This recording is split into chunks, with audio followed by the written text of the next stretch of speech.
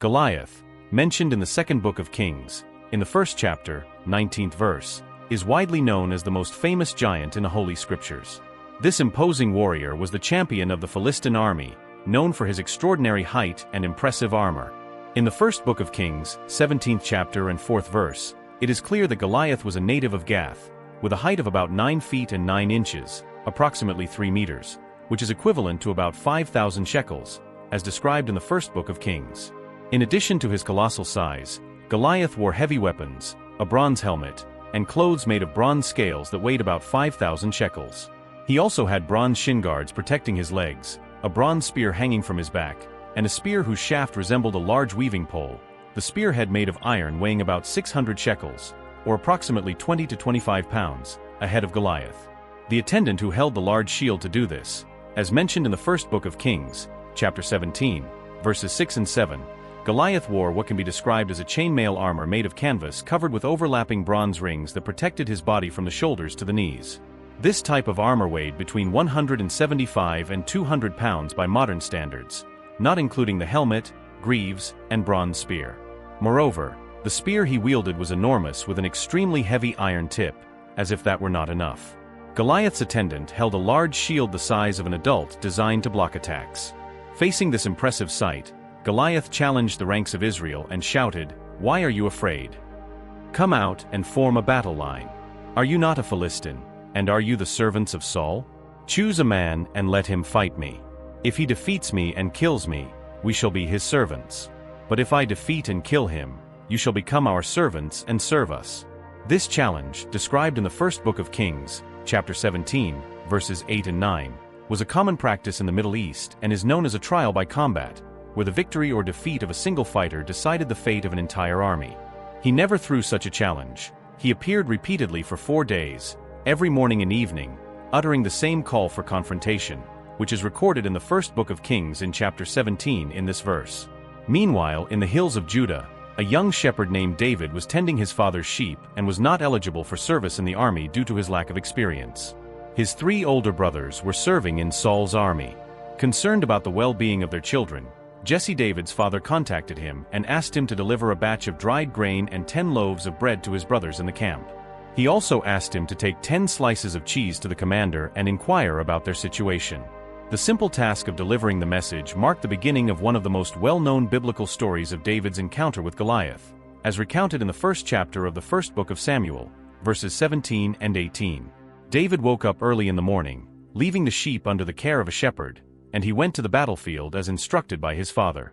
Upon arriving at the camp, he noticed that the Israelite troops were preparing for battle, shouting as they did so. As David approached, he heard the noise of war and, with no intention other than to observe the situation, he ran towards the camp. To the front lines to greet his brothers, leaving his belongings with the person responsible for supplies, verses 2 and 3, David talked to his brothers like a giant owl. Rows of music, and he threw his usual challenge. For the first time, David heard these provocative words. Verse 2, "Even all the Israelites, seeing Goliath, fled in horror, hiding in their tents." David, who had never heard of this before, was puzzled by the giant to see such a big man covered in armor. Insulting the God of Israel, such behavior caused indignation in his heart.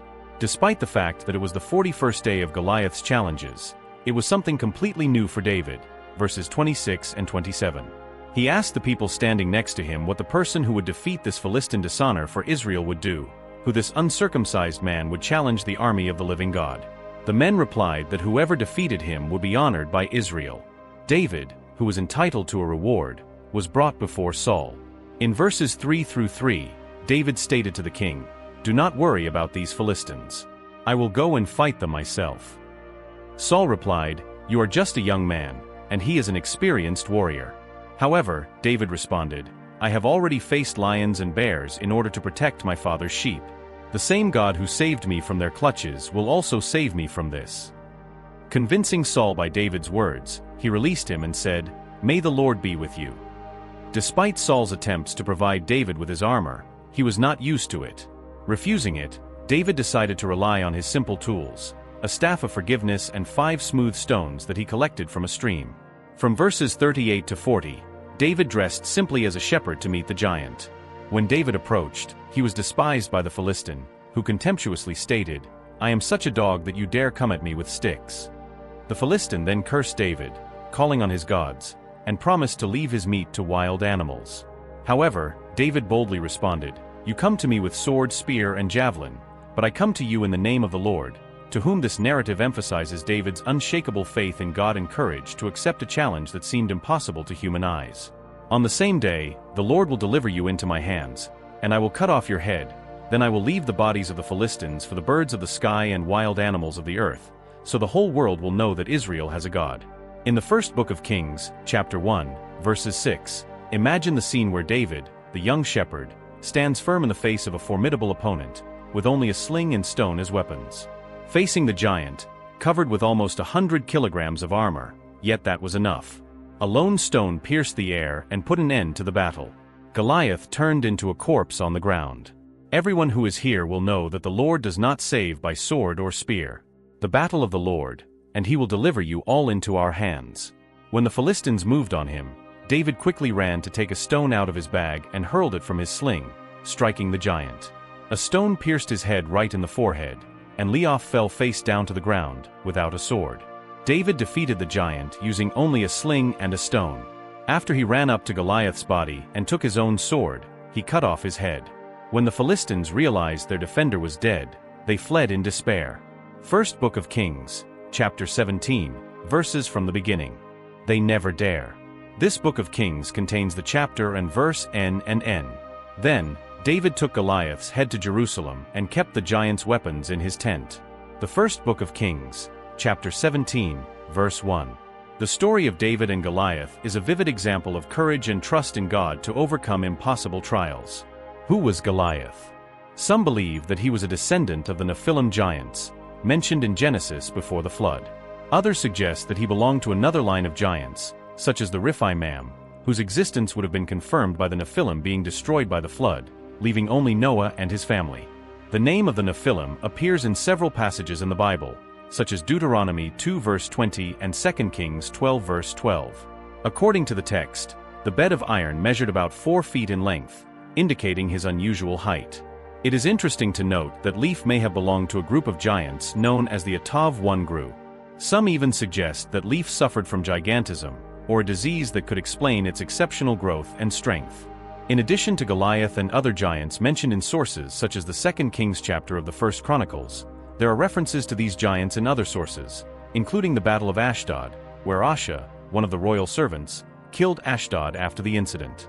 David insisted that he should no longer participate in wars, saving the life of his king and leader. The story of this incident, found in the Second Book of Kings, 21:15-17, is not only a historical account but also a message about how faith and dependence on God can overcome even the most difficult trials. After this event, there was another battle against the Philistines, in which Leif played a significant role. Shirkai Hutki, the warrior, defeated Shaph, a descendant of giants. There was another confrontation with the Philistines, when Elon, son of Jairus, a native of Bethlehem, killed Gideonina, brother of Goliath. Gideonina's spear had a tip the size of a weaving log. Later there was a battle on the Ghaut, where a man of great stature appeared, with palmies on each side, 24 fingers, and he was also the son of a giant. When he challenged Jonathan, son of David's brother, he was killed. These 4 giants were born in Gath, and they were defeated by David and his warriors. According to 1 Chronicles 20 verses 4-8, there was another war against the Philistines in Gaza, where Hunan defeated a descendant giant. They were subdued in another battle. Elan, son of Jairus, killed Lami, brother of Gideonina. Lami's spear was also comparable to a weaving beam. A man of enormous stature. 6 fingers on each hand and 6 toes on each foot reappeared in Gath.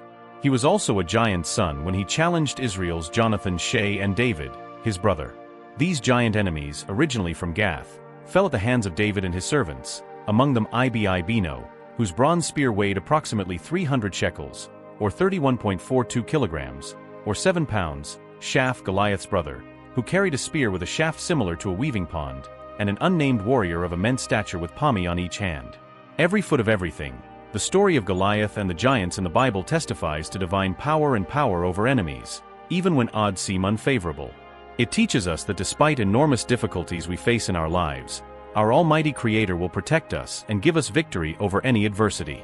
If you like this content, share this video with your friends and family, and subscribe to our channel for more inspiring stories.